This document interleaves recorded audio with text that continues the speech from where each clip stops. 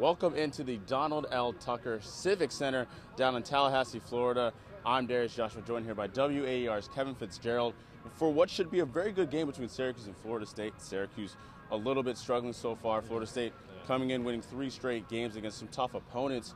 Could be interesting. Jeremy Grant's still up in the air here, Kevin. Right. And without him, Syracuse has been struggling so far. Well, it's funny you mentioned that Syracuse, the team that comes in losers of 4 of its last 5.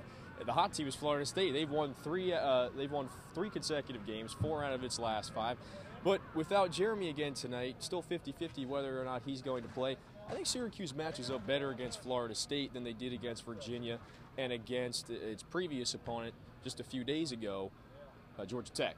And in this game, the bigs for Florida State, they don't play as many minutes as, say, a Dan Miller for the Yellow Jackets or Mike Tobey and Akil Mitchell for UVA. They're big guys, 7'1", Michael Hojo, 7'3", Boris Bojanovsky. They don't play as many minutes, and Florida State doesn't go through its bigs as did the previous 2 teams that Syracuse yes, played. Certainly. The offense doesn't necessarily go through these bigs like it did with Georgia Tech or Villanova, but size is going to be an issue, but with guys being 7 feet tall down low, especially with only rock and by. But, the real place where this Florida State team kind of causes damage from behind the arc. Guys like Aaron Thomas and Ian Miller, a senior who's going to get honored today. Both those guys shooting about 40% rather from behind the arc. They've got a lot of shooters, and it's almost a flip of the script type of game plan because, like you said it, Ian Miller, Aaron Thomas, and Monte Brandon, 3-guard lineup for Florida State. They're all in the top 10 of the ACC in 3-point scoring. So they can hit from beyond the arc, but they're also good penetrators. They can get into the lane. A lot of that offense runs through those guards. Miller and Thomas, the last previous game against Boston College, scored 50 combined points. So these guys know how to score, and Syracuse has to watch out for them because they can hit from the outside. They can work the ball to the free throw line.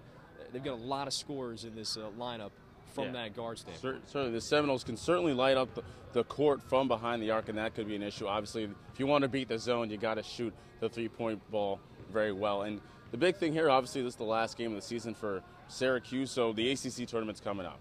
Syracuse, however, locked in at the 2 with Duke beating North Carolina yesterday. But what could change is if Florida State wins, they could move up ahead of Clemson potentially, or if they lose, that could help out other teams playing today like Maryland and NC State. Absolutely. Those are the 2 teams that are behind Florida State.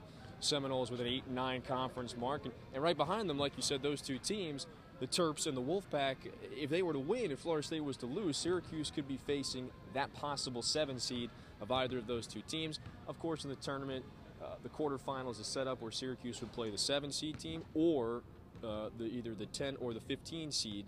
Of course, that's the matchup before Syracuse takes on that team. Right now, Miami is the number 10 seed. They're locked in there. Virginia Tech, the number 15. So things could change. Syracuse could have a different opponent next weekend when they play down in Greensboro. But the task today is watch out for Florida State because they're hot and they can light up from all over the floor. Yeah, exactly. This Syracuse Orange team does not want to look past this team heading to that ACC tournament, which could be interesting how the standings all actually turn out. Thank you, Kevin, for joining us. Once again, I'm Darius Joshua. Enjoy the game.